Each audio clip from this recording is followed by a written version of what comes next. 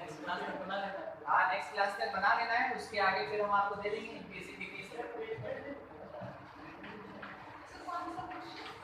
अभी क्वेश्चंस भेजे ना इसमें ग्रुप में क्या प्रिंटेड 22 पेज। देखिए रिलेशन ये और ज्यादा कुछ नहीं होता है, बहुत क्लास 11 का है, ये सेकंड पार्ट होगा, 12 में सेकंड पार्ट पढ़ते हैं। तो रिलेशन क्या होता है?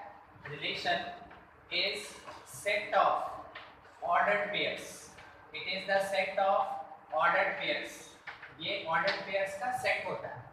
जैसे रिलेशन R को लिखा गया, सेट कहने का मतलब कर्ली ब्रेस के अंदर, और इसमें ऑर्डर्ड पेयर राउंड ब्रैकेट में ऐसे लिखते हैं हम लोग 3 पर, ठीक है। तो ये अपने पास एक रिलेशन है जिसमें कि आपको 3 ऑर्डर्ड पेयर दिख रहा है, AB 1 2 और 3 5 का 3 ऑर्डर्ड पेयर दिख रहा है। तो आप कह सकते हैं कि number of element in relation R that will be equals to 3, जितना ऑर्डर्ड पेयर होगा। इतना ध्यान रखेंगे कि elements of ordered pair related by certain condition, ये किसी एक सर्टेन कंडीशन से अटैच होता है, ये किसी एक सर्टेन कंडीशन से क्या होता है? अटैच होता है। काम कैसे करेगा? देखिए, मान लीजिए आपसे ये बोला form a relation with ordered pair AB belongs to relation R as A and B both belongs to the set 1 2 3 4 5 6, ऐसा कोई सेट दिया रहेगा question. A related to B by the condition B is equals to 2A plus 1, B किसके equal? 2A plus 1। क्या आपको A और B के बीच में कंडीशन दिखा? इसमें इंडिपेंडेंट वेरिएबल कौन? A और डिपेंडेंट कौन? B। तो हम लोग A का वैल्यू पुट करेंगे, कहां से पुट करेंगे? आइदर 1 या 2 या 3 या 4 या 5 या 6, और उसके बेसिस पे B कैलकुलेट करेंगे। जो इस सेट में प्रेजेंट होगा ऑर्डर्ड पेयर, उसी का बनेगा। फिर से क्वेश्चन रिपीट करना है, रिलेशन बनाना है जिसमें ऑर्डर्ड पेयर में A का वैल्यू फर्स्ट पोजीशन और B का वैल्यू सेकंड पोजीशन पे होगा, ठीक है। उसके बाद A और B इन्हीं नंबर्स में से कुछ होना चाहिए। A का वैल्यू पुट करेंगे, B का वैल्यू कैलकुलेट करेंगे, ठीक है। स्टार्ट करते हैं। A का वैल्यू सबसे पहले 1, तो B कितना आया अपने पास? 3। A का वैल्यू ले लिए 2, B कितना आया अपने पास? 5। A का वैल्यू ले लिए 3, B कितना आया? Does not belongs to the set, क्योंकि सेट में तो 6 तक ही है ना। तो अगर ये बिलोंग नहीं कर रहा है, इसका मतलब ये ऑर्डर्ड पेयर नहीं बनेगा। तो कितना ऑर्डर्ड पेयर बना? 2। एक ऑर्डर्ड पेयर 1 3 का बना, दूसरा 2 5 का। तो रिलेशन R के अंदर लिखेंगे 1 3 और कौन? 2 5। बन गया मेरा रिलेशन, ठीक है। समझे कैसे रिलेशन बनता है? रिलेशन बनाने के लिए आपको नहीं दिया जाएगा 12 क्लास में, ये 11 का पार्ट होता है, बस एक बार रिपीट कर रहे हैं, ठीक है। दूसरा एक और एग्जांपल क्वेश्चन लिखने का तरीका होता है, R is equals to यहाँ लिखा AB such that A and B both belongs to, एक सेट लिखा हुआ है 0 से लेके 10 तक, ध्यान रखिएगा, ठीक है, 0 से 10 तक। और ये बोला कि B जो है वो A स्क्वायर के बराबर होगा। B किसके इक्वल? A स्क्वायर के। या तो स्टेटमेंट में ऐसे क्वेश्चन देगा, या फिर इस तरीके से क्वेश्चन शॉर्टकट में दिया हुआ रहता है, मीनिंग वही है, ठीक है। यहाँ पे B डिपेंड कर रहा है A पे कि A डिपेंड कर रहा है B पे? B डिपेंड किया A के ऊपर, ठीक है, एकदम ठीक। तो A का वैल्यू जब आप 0 लीजिएगा तो B का वैल्यू 0 आएगा। A का वैल्यू जब 1 लीजिएगा B आपके पास 1 आएगा। A का वैल्यू 2 लेंगे B कितना? A का वैल्यू 3 ले लिए B कितना? A का वैल्यू 4 ले लिए B कितना? Does not belongs to set, क्योंकि सेट में तो 10 तक ही है ना। तो अभी आ रहा है, ठीक। तो 16 does not belongs to the set, अगर सेट से बिलोंग नहीं करेगा वहीं पे स्टॉप करेंगे। और रिलेशन R के अंदर कौन कौन ऑर्डर्ड पेयर? 0 0 और कौन सा? 1 1 और कौन सा 2 4, इसके बाद और कौन सा आएगा 3 9, बस इतना ही। ठीक है, क्या आपको कोई दिक्कत है कि रिलेशन कैसे बनता है? यहाँ तक नोट कर ले, फिर आगे। ठीक है, ये 11 वाला पार्ट ही है जो हम रिपीट कर रहे थे, खत्म। और रिलेशन का क्वेश्चन कोई ज्यादा हार्ड होता नहीं है। ठीक है, छोटा सा चैप्टर है, छोटा छोटा क्वेश्चन रखता है। टाइप्स ऑफ रिलेशन थ्योरेटिकल होता है, हम आपको अभी बता रहे हैं। जब आपको बताएंगे समझाएंगे हल्का ही लगेगा, क्वेश्चन बनाने बैठिएगा थोड़ा मुश्किल लगेगा क्योंकि लिखना पड़ता है। ठीक है, तो रिलेशन और फंक्शन दोनों भाई है ना। टाइप्स ऑफ रिलेशन, सबसे पहला आइडेंटिटी। फर्स्ट है आइडेंटिटी रिलेशन। ठीक है, आइडेंटिटी रिलेशन कहने का मतलब क्या होता है, पहले हम मैथमेटिकली लिख दे रहे हैं फिर समझाते हैं। ठीक है, इफ ए मतलब डबलेट, ठीक है, repeated. If A belongs to relation R such that all A belongs to the set, किसी एक सेट के अंदर जितना भी एलिमेंट है उस हर एक एलिमेंट का डबलेट रिलेशन के अंदर प्रेजेंट होना चाहिए। किसी एक सेट, दिए गए सेट, देखते थे ना कैसे A और B belongs to the set दिया रहता था। ठीक है, किसी एक सेट के अंदर जितना भी एलिमेंट है उन सारे एलिमेंट का डबलेट रिलेशन R के अंदर प्रेजेंट होना चाहिए। ठीक है, नॉट एनी अदर एलिमेंट, कोई दूसरा एलिमेंट प्रेजेंट नहीं होना चाहिए, तब जाके रिलेशन को क्या कहते हैं, आइडेंटिटी। जैसे एग्जांपल के लिए, on set A is equals to, मान लीजिए 1 2 4 लिखा है। अगर हम एक रिलेशन R1 बनाते हैं, वो दिया रहेगा क्वेश्चन। ठीक है, अगर हम R1 बनाते हैं 1 1 2 2 4 4, और दूसरा रिलेशन R2 बनाते हैं 1 1 1 2 2 2 4 4, अकॉर्डिंग टू डेफिनेशन बताइए क्या R1 आइडेंटिटी रिलेशन है? ठीक, ये आइडेंटिटी है। कैसे पता लगाए? 1 का डबलेट प्रेजेंट, 2 का डबलेट प्रेजेंट, 4 का डबलेट प्रेजेंट। ठीक है, उसके अलावा और कुछ नहीं। क्या R2 भी है? किसके कारण? ठीक है, डबलेट प्रेजेंट है मगर उसके अलावा एक्स्ट्रा एलिमेंट है, तो आप कह सकते हैं इट इज नॉट आइडेंटिटी। ये आइडेंटिटी नहीं, और ऊपर वाला आइडेंटिटी। ठीक है, सेकंड को बोलते हैं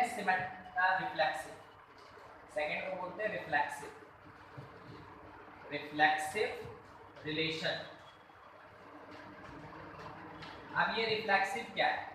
for all A belongs to the set AA belongs to the relation R, maybe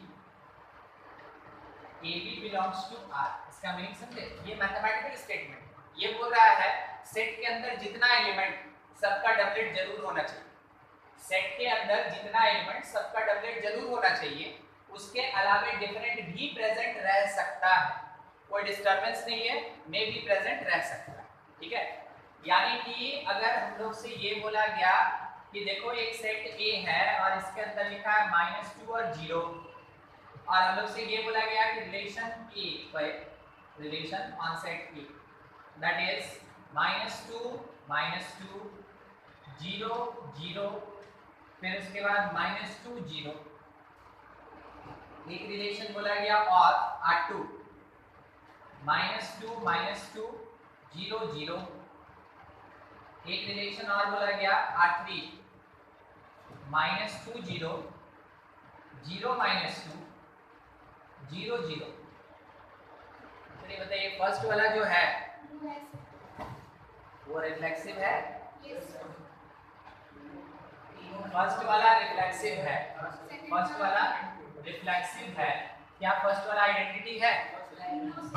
identity नहीं, ठीक है, नॉट आइडेंटिटी, आइडेंटिटी नहीं।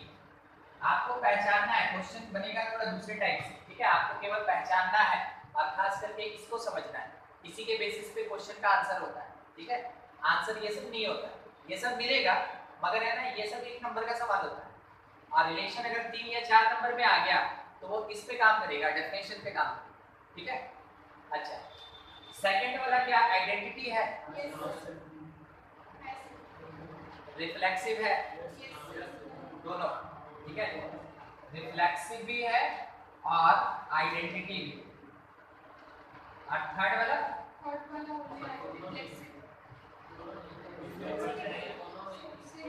दोनों में से कुछ नहीं।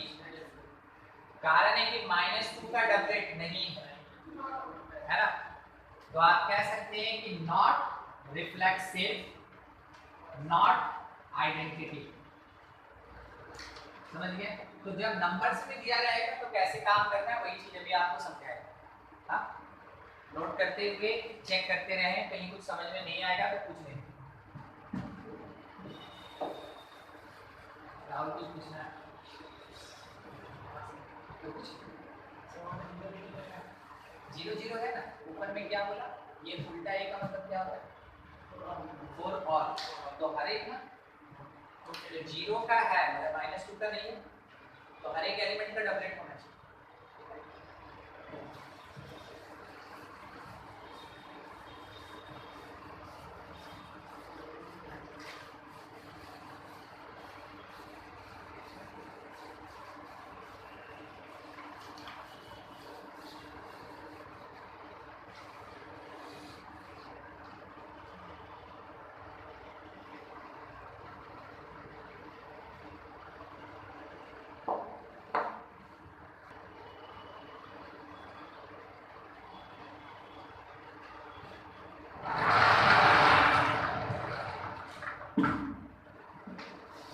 आप लोग का हो गया?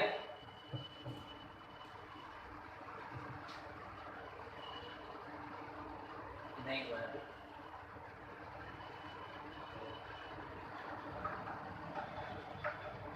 नहीं हुआ रहेगा तो बोल दीजिएगा, ऐसा भी क्या है, छोटा सा चैप्टर है।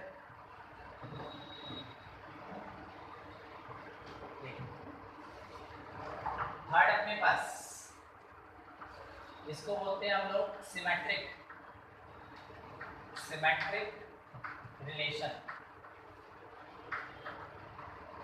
इस सिमेट्रिक रिलेशन को सेट से कोई लेना देना नहीं। आइडेंटिटी को सेट से लेना होता है, रिफ्लेक्सिव को सेट से लेना होता है, मगर सिमेट्रिक को सेट से कोई लेना देना नहीं। तो फिर क्या करेगा? ये बोल रहा है कि अगर रिलेशन के अंदर ए बी प्रेजेंट है, इफ ए बी यानी दो different element belongs to relation R, then must B A belongs to relation R, ठीक है। ये क्या बोला कि अगर 1 2 तुम्हारे रिलेशन में है तो 2 1 जरूर प्रेजेंट होना चाहिए, तभी तुम उसको सिमेट्रिक बोल सकते हो, अदरवाइज नॉट, ठीक है। हर एक ऑर्डर्ड पेयर का उल्टे ऑर्डर में, हर एक ऑर्डर्ड पेयर का उल्टे ऑर्डर में जरूर ऑर्डर्ड पेयर प्रेजेंट होना चाहिए, ठीक है। देखिए एग्जांपल के लिए मान लीजिए जैसे R1 हम लोग को दिया 1 3 3 3 और 3 1, बोलिए क्या सिमेट्रिक है? 1 3 का उल्टा क्या हो? प्रेजेंट है। 3 3 का उल्टा क्या हो? 3 3 ही होगा, वो भी तो प्रेजेंट है। तो हर एक ऑर्डर्ड पेयर का उल्टे ऑर्डर में प्रेजेंट है, तो आप कह सकते हैं कि it is symmetric, it is symmetric. मान लीजिए R2 अगर दिया हुआ है, ये लिखा 0 0, ये लिखा 2 2, ये लिखा 4 4, ये लिखा 0 4, बोलिए क्या सिमेट्रिक है? ठीक है, 1 के कारण है, 2 के कारण है, 3 के कारण है, 4 के कारण नहीं, ठीक है। तो आप मेंशन कैसे करेंगे कि since 0 4 belongs to the relation R2 but इसका उल्टा 4 0 does not belongs to relation R2, और इस कारण से क्या होगा? R2 is not symmetric, R2 is not symmetric, ठीक है। ये सिमेट्रिसिटी का बात था। थर्ड फोर्थ अपने पास आ रहा है ट्रांजिटिव, फोर्थ का नाम है ट्रांजिटिव रिलेशन। और इसका क्या कहना है कि if AB ordered pair belongs to relation R, साथ ही साथ BC ordered pair belongs to R, अगर AB और BC दोनों है तब, अगर AB और BC दोनों है तब, समझते हैं AB और BC का मतलब? हाँ, 1 2 2 3 अगर रहेगा तब, यानी एक का सेकंड पोजीशन और एक का फर्स्ट पोजीशन सेम होगा तब, ठीक है, उस समय then AC must belongs to relation R। समझिए क्या बोला, बोला अगर AB है और BC भी है तो कॉमन को हटा के AC प्रेजेंट होना चाहिए, ये चेक करना पड़ेगा हाँ प्रेजेंट है कि नहीं, ठीक है। उसके बाद दूसरा कंडीशन, इसका एक और कंडीशन, दूसरा कंडीशन इसका ये है कि if AB belongs to relation R but BC does not belongs to relation R, then no need of AC, ठीक है। मतलब कि 1 2 है मगर कोई ऑर्डर्ड पेयर नहीं है जिसका फर्स्ट प्लेस पे 2 लिखा है, तो हम लोग क्या करेंगे, उसको बोलेंगे कि वो ट्रांजिटिव है, वो ट्रांजिटिव, ठीक है। चेक कीजिए, मान लीजिए रिलेशन R दिया 1 1 1 2 3 4 5 6, ठीक है। चेक कर 1 1 का 1 1 के साथ 1 1 मिलेगा, सेटिस्फाइड। 1 1 को कंपेयर करें 1 2 के साथ तो 1 और 1 चला गया, 1 2 प्रेजेंट है, हो गया। 1 2 क्या किसी के फर्स्ट पोजीशन पे 2 है तो चेकिंग नहीं होगा। 3 4 क्या किसी के फर्स्ट पोजीशन में 4 है तो चेकिंग नहीं होगा। 5 6 चेकिंग नहीं होगा। तो अगर चेकिंग नहीं होगा तो वो सेकंड वाली कंडीशन से बिलोंग करेगा। वैसे केस में आप रिलेशन R को कहेंगे कि R इज ट्रांजिटिव। R कैसा? ट्रांजिटिव। कोई दिक्कत चारों रिलेशन में से कहीं भी आइडेंटिटी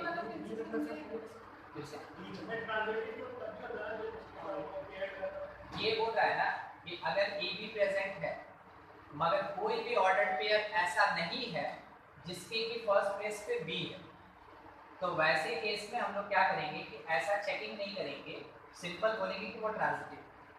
जैसे हम क्या बोले 3 4 प्रेजेंट मगर कोई भी ऑर्डर्ड पेयर नहीं है जिसके फर्स्ट प्लेस पे 4 हो, तो इसका कंपैरिजन तो हो नहीं पाएगा।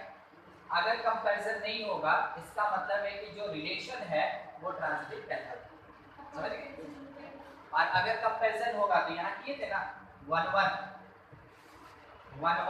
का कंपैरिजन कीजिए 1 2 के साथ, तो 1 और 1 चला गया और इसका रिजल्ट 1 2 मिला। क्या 1 2 प्रेजेंट था?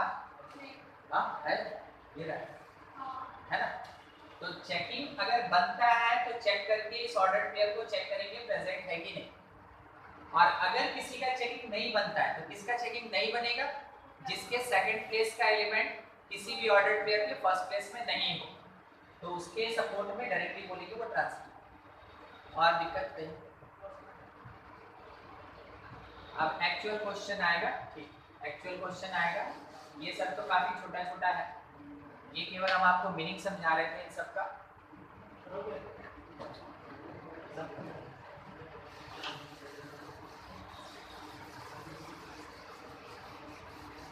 ऐसे तो लगता है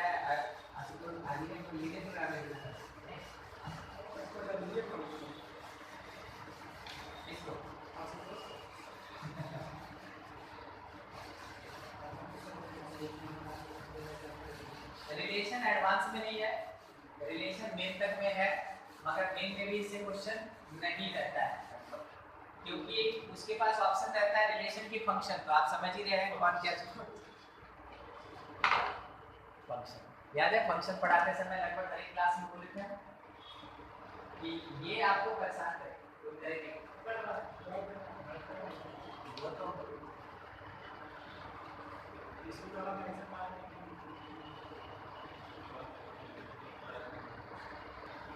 देखिए when any relation R, when any relation R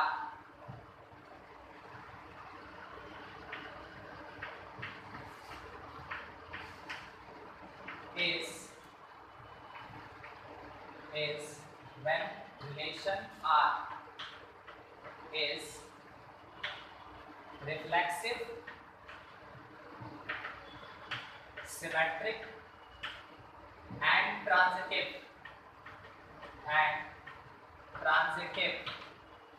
simultaneously,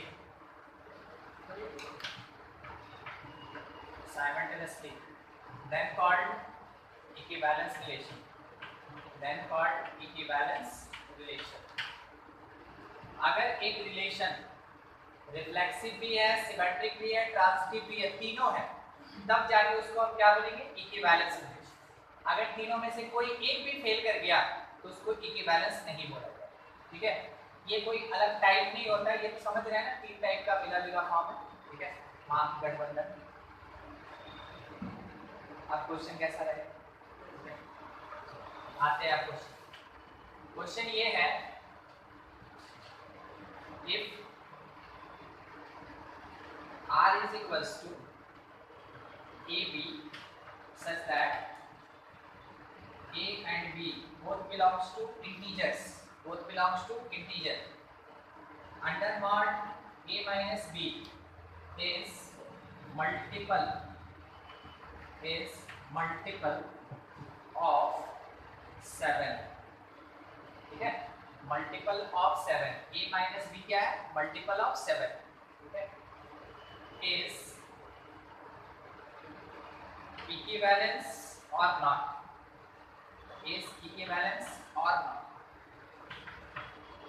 एक रिलेशन दिया और बोला ये इक्विवेलेंस रिलेशन है कि नहीं। आप इसको ऐसे समझे, आपको जो सेट दिया ना वो इनफाइनाइट सेट दिया, तो आप एलिमेंट निकाल कर लिख नहीं सकते।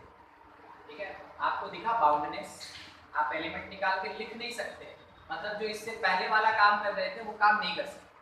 तो फिर क्या करना होगा? थ्योरेटिकली बनाना होगा। देखते चलिए कैसे बनाना। हमसे मांगा था इक्विवेलेंस का मतलब हम जानते हैं, रिफ्लेक्सिव दिखाना होगा, सिमेट्रिक दिखाना होगा, ट्रांजिटिव दिखाना होगा। ठीक है, अगर तीनों हो गया तो बोलेंगे इक्विवेलेंस, नहीं हुआ तो बोलेंगे नॉट इक्विवेलेंस। ठीक है, स्टार्ट कैसे करेंगे? ए नंबर 4, एकदम आंसर ऐसे ही करना है। ऑब्जेक्टिव कैसा रहेगा वो भी दिखाएंगे, पहले सब्जेक्टिव समझ लीजिए। ठीक है, फॉर रिफ्लेक्सिविटी लिखें, उसके बाद since AB belongs to AA ना, AA belongs to relation R, therefore देखिए AB कब प्रेजेंट है? जब A minus B divisible by 7 है या मल्टीपल ऑफ 7 है, दोनों एक ही बात है। ठीक है, तो AA अगर बिलोंग करेगा R, A अगर बिलोंग करेगा रिलेशन से, तो यहाँ आप क्या लिखना पसंद करें? A माइनस A, तो आप लिखेंगे under mod A minus A। आपको पता आंसर 0 होगा, और 0 इज डिविजिबल या इज मल्टीपल ऑफ 7 लिख सकते हैं, मल्टीपल ऑफ 7। स्टेटमेंट मेरा ट्रू है, स्टेटमेंट इज ट्रू। और अगर स्टेटमेंट ट्रू हो गया, इसका मतलब आप ये कह सकते हैं कि हर एक AA रिलेशन के अंदर प्रेजेंट होगा, हर एक AA रिलेशन के अंदर प्रेजेंट होगा, और हर एक AA अगर प्रेजेंट है, for all A belongs to set integer, AA belongs to the relation R, therefore relation R कैसा? Reflexive, relation R is reflexive। आप 1 मिनट का टाइम लीजिए, इसको ध्यान से देखिए, कुछ ऐसा पार्ट आपको जो नहीं समझ में आया पूछ लीजिए, क्योंकि आंसर ऐसे ही करना।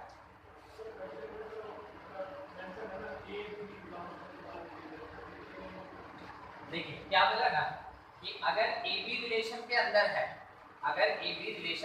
है, तो A माइनस B होगा मल्टीपल ऑफ 7। अगर हम बोले BC प्रेजेंट है, तो B minus C multiple of 7। अगर AA प्रेजेंट है, तो A minus A multiple of 7 होगा। और देख लीजिए, आराम से देख लीजिए, एक दो क्वेश्चन में हड़बड़ाइएगा नहीं, आराम से बोलिए। कौन बोल रहा है? पीयूष बोल रहा है, सुजीत बोल रहा है? असल बात है सतरंगी आवाज आ रहा था, उनको पता भी नहीं चलता। बोलिए।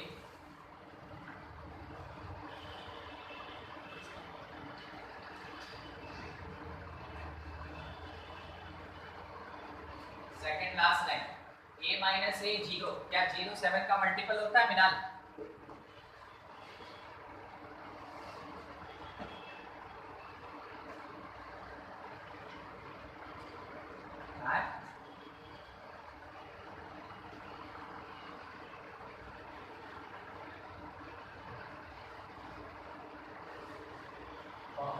देखिए हर एक इंटीजर के लिए मेरा डबलेट प्रेजेंट है ना रिलेशन के अंदर, क्योंकि a माइनस ए जो भी रहेगा 2 माइनस 2 0 आएगा is the multiple of 7, 5 minus 5 0 आएगा इज द मल्टीपल ऑफ 7।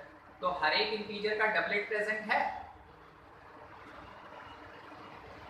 हर एक एलिमेंट का डबलेट प्रेजेंट है, इसका मतलब वो रिफ्लेक्सिव होगा। चलिए ठीक है। और सुभजीत क्या पूछ रहे थे?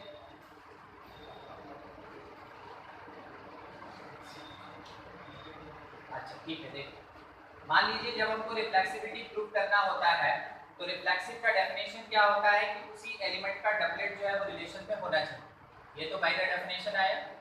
अब अगर हम ए बोलते हैं कि रिलेशन आर के अंदर प्रेजेंट है, इसका मतलब a minus A should be multiple of 7 होना चाहिए। ठीक, तो a माइनस ए 0 आएगा और 0 इज द मल्टीपल ऑफ 7। क्या ये स्टेटमेंट ट्रू है?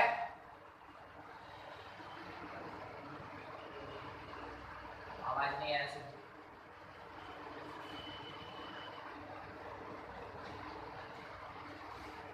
0 इज द मल्टीपल ऑफ 7, समझते हैं उसका मतलब? आप बोलना चाह रहे हैं, आवाज नहीं आ रही। अब पता नहीं आप ना बोल रहे कि हाँ बोल रहे, ये तो पता नहीं। चलिए ठीक है, जब आवाज आ जाएगा तो एकदम बात करेंगे, ठीक है। इसी कारण से इसको हम क्या बोले? रिफ्लेक्सिव। दूसरा पार्ट सिमेट्रिसिटी।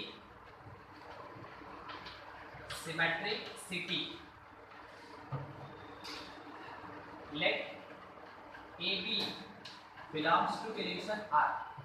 हम ये मान लिए, ठीक है, क्योंकि सिमेट्री का डेफिनेशन याद कीजिए, कॉपी पे पलट के देखिए।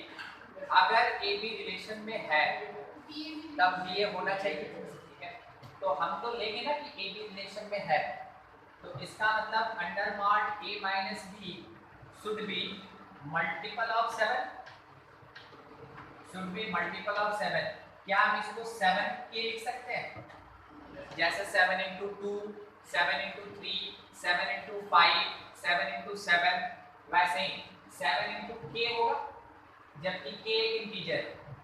अब इसका उल्टा कीजिए, under mod b minus a, बताइए ये क्या है? सेम आएगा। हाँ, मतलब इसको भी 7 के लिख सकते हैं। तो 7 के आने का मतलब क्या हो गया? Is multiple of 7, is multiple of 7। तो मेरा क्वेश्चन क्या बोल रहा था कि अगर मल्टीपल ऑफ 7 होगा तो उसका ऑर्डर पेयर रिलेशन के अंदर प्रेजेंट होगा, ठीक है। तो हम कह सकते हैं कि अगर a भी प्रेजेंट था तो a माइनस बी 7k, अगर b माइनस a भी 7k है तो इसका मतलब ba belongs to relation R। तो हर एक AB का BA प्रेजेंट हुआ, हर एक AB का BA प्रेजेंट हुआ। इसका मतलब ये हो गया कि रिलेशन कैसा? Is symmetric. एकदम हम वेट करेंगे, 4-5 लाइन है, आराम से देख लीजिए, कुछ भी कंफ्यूजिंग है पूछ।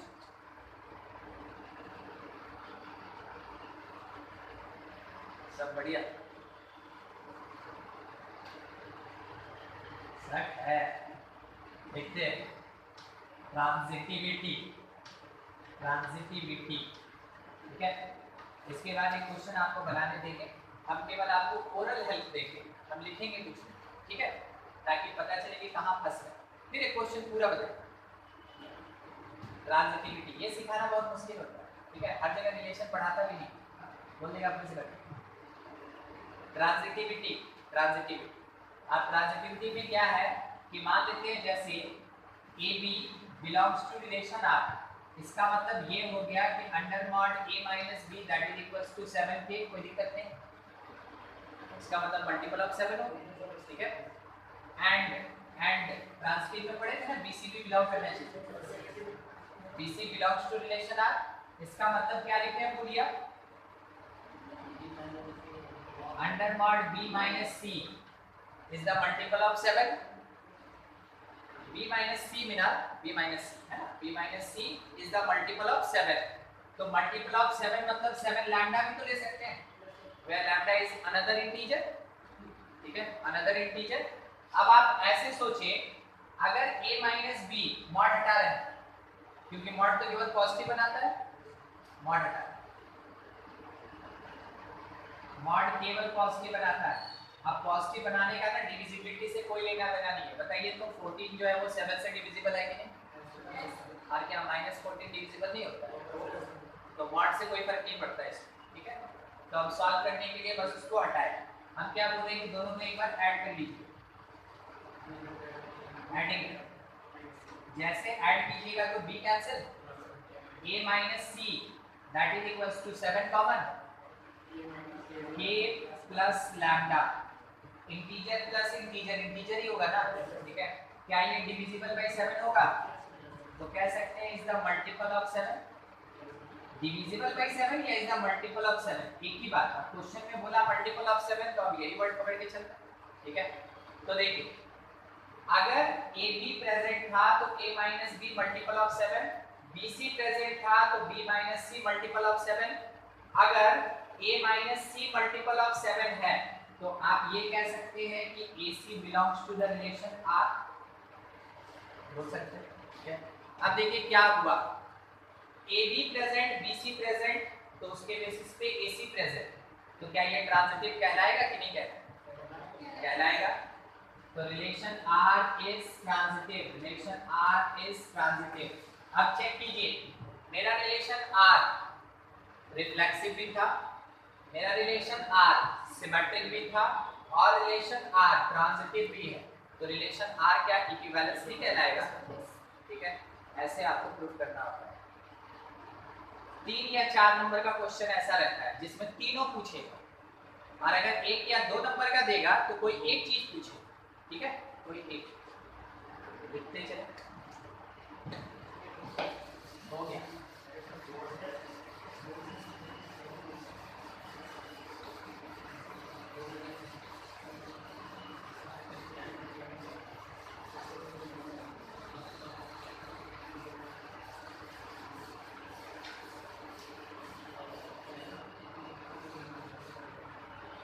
पढ़ने का तरीका क्या है, यहाँ से क्लास करके जाते हैं, उसके बाद एग्जाम्पल बनाते हैं कि एक्सरसाइज बनाते हैं, जब भी बनाते हैं गलत तरीके, एक्सरसाइज बनाए, ठीक है, हमेशा पहले एक्सरसाइज बनाइए, एक्सरसाइज खत्म हो जाएगा तब एग्जाम्पल बनाइए। अगर आप एग्जाम्पल पहले एक्सरसाइज बाद में करते हैं, अभी भी समय थोड़ा सा बचा है, सुधर जाइए, ठीक है, नहीं तो हमेशा दिक्कत है। कारण क्या होता है ना, देखिए एग्जाम्पल के बनाने का अपना तरीका होता है, घर पर बनाए कैसे बनाते हैं उससे हमको क्या लेना, ठीक है। अब तो क्वेश्चन एक तरीके से होता है, आप जो दिमाग में माइंड सेटअप करके गए हैं, क्वेश्चन लिखे, चलिए देखिए question, if A is set of all parallel lines, A is set of all parallel lines and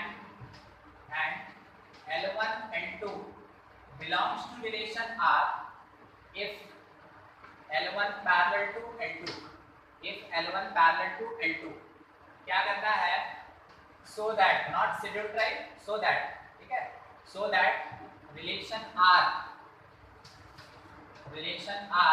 is equivalence relation, क्या शो करना है आपको कि रिलेशन R इक्विवेलेंस है, ये छोटा सा बात बोल दिया इक्विवेलेंस, आपको क्या करना होगा, 3 चीज, रिफ्लेक्सिव, सिमेट्रिक और ट्रांजिटिव, 3 चीज प्रूव करना होगा हम लोग को, ठीक है। देखिए आपका क्वेश्चन है, आप एकदम थ्योरेटिकली चले, कहीं कुछ डाउट होता है एकदम रुक के पूछ ले, हम आपको बोल बोल के समझाएंगे, कोशिश करेंगे आपको हिंट दे देके ना बनवा दे क्वेश्चन, ठीक है। चलिए ठीक है, जहां तक हुआ जो फंसा कोई बात देखा जाए फिर से। देखिए जैसा हम लोगों ने सामने दिया, आप लोग में से किसी का बना था टॉपिक तो हम नहीं देख पाए, मगर देखिए सबसे पहला फॉर रिफ्लेक्सिविटी, रिफ्लेक्सिव मतलब आइडेंटिकल एलिमेंट, तो हम लोग ये बोलेंगे कि L1 belongs to relation R since L1 parallel to L1, हर एक लाइन अपने आप का पैरेलल होता है, तो क्योंकि हर एक L के लिए ये रिलेशन एग्जिस्ट करेगा तो रिलेशन इज रिफ्लेक्सिव, रिफ्लेक्सिव हो गया।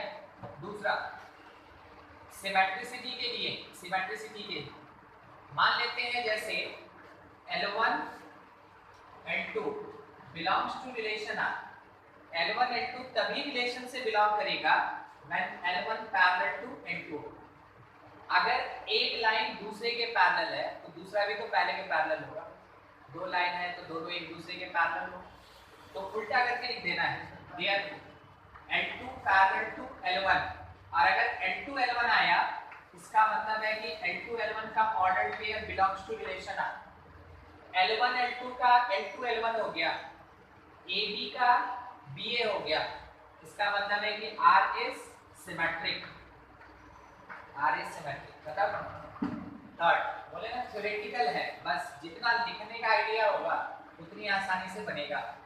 ट्रांजिटिव मान लेते हैं L1 L2 belongs to relation R, इसका मतलब ये हुआ L1 parallel to L2 है, फिर L2 L3 जिस लैंग्वेज में पूछेगा आपको उसी लैंग्वेज में आंसर देना है, स्टिकी नहीं रहना है AB के साथ, ठीक है।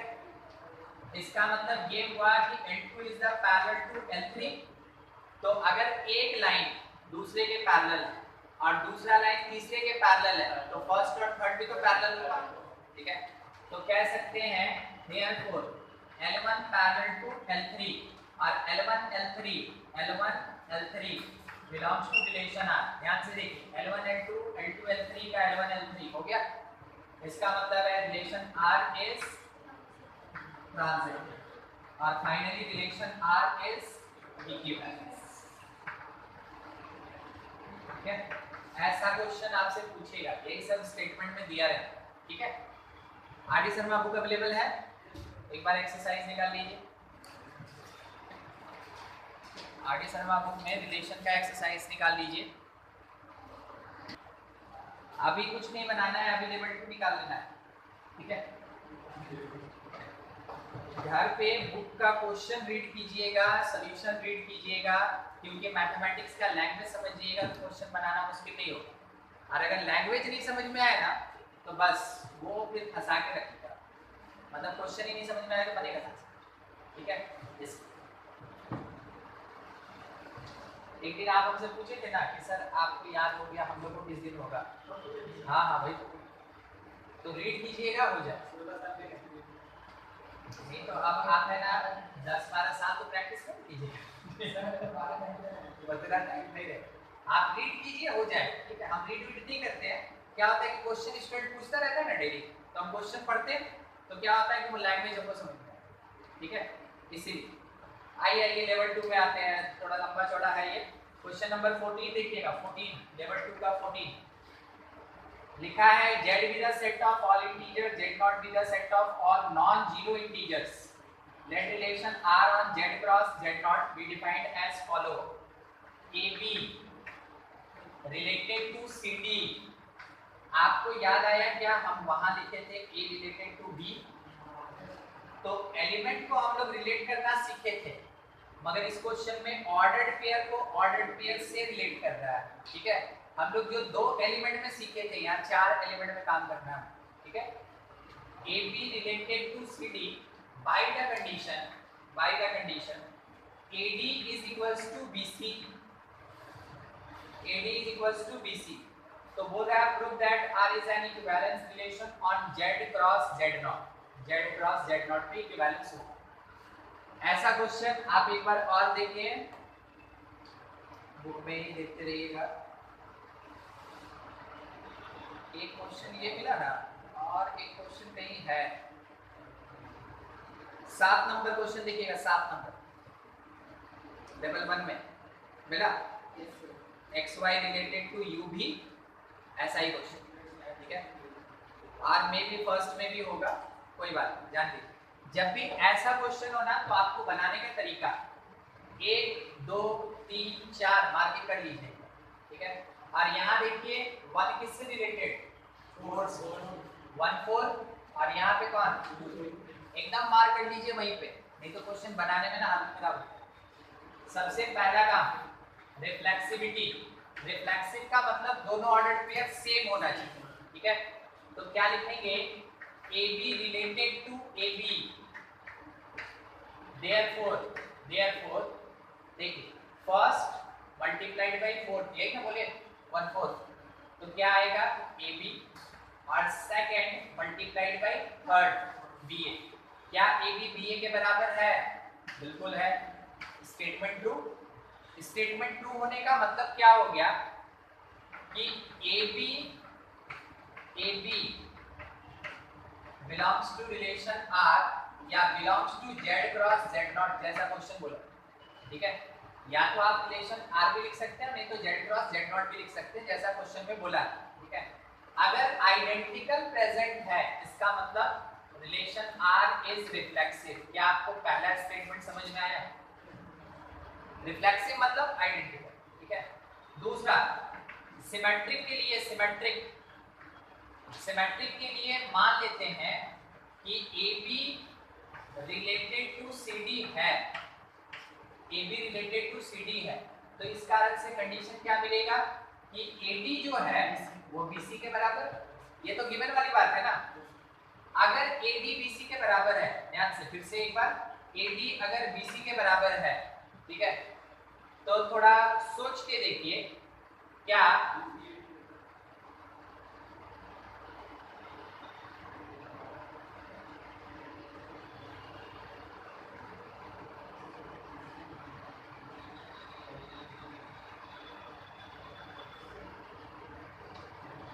CB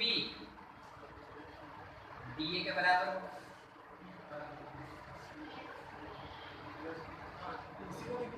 BC को CB लिख दिए, AD को DA लिख दिए। पता है खड़ा होकर हाथ बांध के क्या सोचे, नंबर। कारण है कि हमको मेंटेन करना था ना कि एक के साथ कौन रहेगा, 4, 1 4, ठीक है। अब देखिए लिखते हैं, 1 पे C आया, 2 पे D आएगा, और रिलेटेड टू यहाँ पे 3 पे B आएगा, और यहाँ 4 ना 4, तो AB आएगा, ठीक है। अब देखिए क्या हुआ, क्या चेक कीजिए ना, चेक कीजिए क्या हुआ।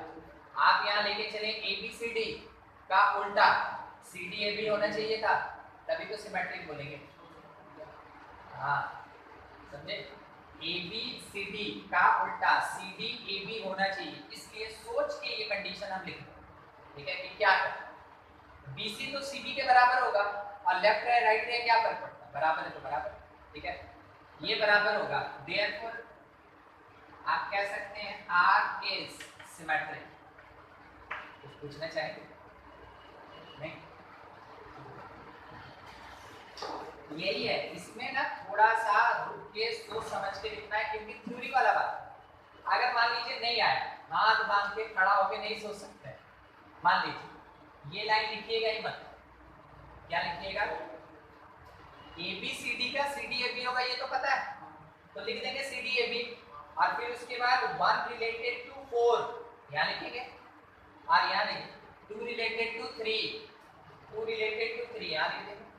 समझ में आ गया? ये बाद में लिखे, लिख देने के बाद किसको पता चल रहा है कि कौन पहले लिखा था कौन बाद में लिखा था, समझे। हर चीज का एक, हाँ हर चीज का एक ट्रिक होता है, प्रूफ करने वाले में तो एकदम झमेला ही नहीं होता है। अगर आँख नाक खुला हो, अर्जुन बन जाइएगा दिक्कत हो जाएगा, हरिश्चंद्र का मन बन जाएगा, ठीक है। जानते हैं हरिश्चंद्र बेचारा, मतलब क्या बोले, पहला वर्ड यही निकला, ठीक है। वो सच्चाई के पीछे इतने मतलब है ना, नहीं होता है, अडिग हो गए थे कि उनको घास भी खाना पड़ा, ठीक है, आपको पता और उसे होगा।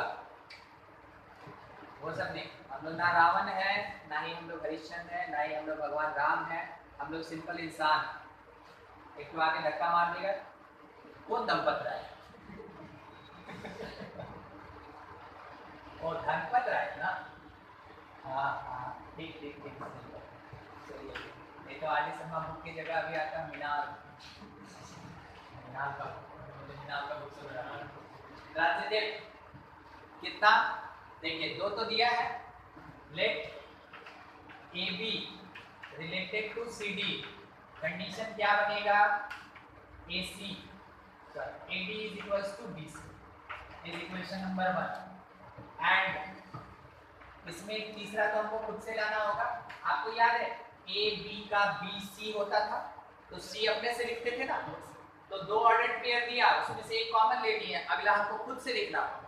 तो ऑब्वियस सी बात है ए बी सी डी चल रहा है, तो हम लोग को भी तो इंग्लिश अल्फाबेट आता है ना, ई एफ आएगा। ठीक है, कौन किससे रिलेटेड, फर्स्ट फोर से रिलेटेड, तो c F is equals to कितना, d e, it is the equation number 2। अब आप देखिए आपको क्या नहीं चाहिए, जो कॉमन होता है उसी को ना कैंसिल करते हैं, मतलब सी डी हटाना पड़ेगा।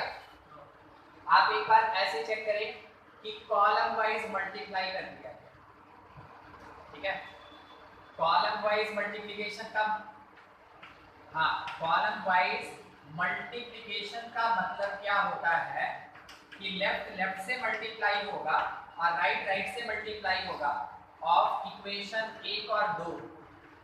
तो A D multiplied by C F is equals to B C multiplied by D E, क्या दोनों तरफ से डी गया, और क्या जाएगा, सी चला जाएगा, बचा क्या ए एफ, यहाँ बचा क्या बी ई। क्या आपको याद है 1 4 2 3, देयरफॉर 1 2 का कौन बनेगा, ए बी रिलेटेड टू 3 4 का क्या बनेगा, ई एफ। मेरा तो कनेक्शन है का आया, देख अभी क्या बोले ना कि बस मल्टीप्लाई करना है, जो कैंसिल होगा कैंसिल कर देना, कैंसिल कर दिए तो a f equals to b आ गया, यानी a b related to e f. देखना है क्या, a b related to c d लिए, c d related to e f लिए, देखिए कॉमन पार्ट हट गया और a b related to e f हो गया। ठीक है, वो शो करके पूरा दिखाना पड़ेगा, डायरेक्ट नहीं, डायरेक्ट नहीं दिखाना। अब जैसे ये मल्टीप्लिकेशन में है ना, तो कॉलम वाइज मल्टीप्लाई करें। अगर ये एडिशन में दिया रहता, हो सकता है आपके एग्जांपल में होगा क्वेश्चन वैसा, ठीक है। अगर एडिशन में दिया रहता तो सब्ट्रैक्ट करते हैं, एक इक्वेशन में से दूसरे को क्या करते हैं, सब्ट्रैक्ट। किसी भी तरीके से हमको किसको हटाना है ये तो हमको पता है ना, तो बस वैसा ही आपको है ना वहाँ पे सुटेबल मेथड करना। हाँ, सबसे पहले ये रिफ्लेक्सिव हो गया, सिमेट्रिक हो गया, ट्रांसिटिव हो गया, तो कह सकते हैं relation R is equivalence, relation R is equivalence. ये क्वेश्चन काफी अच्छा होता है, ठीक है, और ऐसा आपको 2 और क्वेश्चन आपके बुक में मिलेगा, अच्छे से कर लीजिएगा उसको।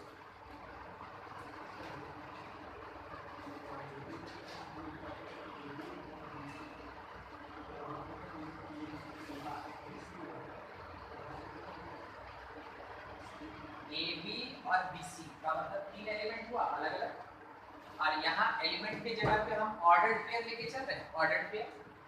तो ए बी एक ऑर्डर्ड पेयर, सी डी दूसरा ऑर्डर्ड पेयर, तो तीसरा हमको खुद से इंट्रोड्यूस करना होगा ये।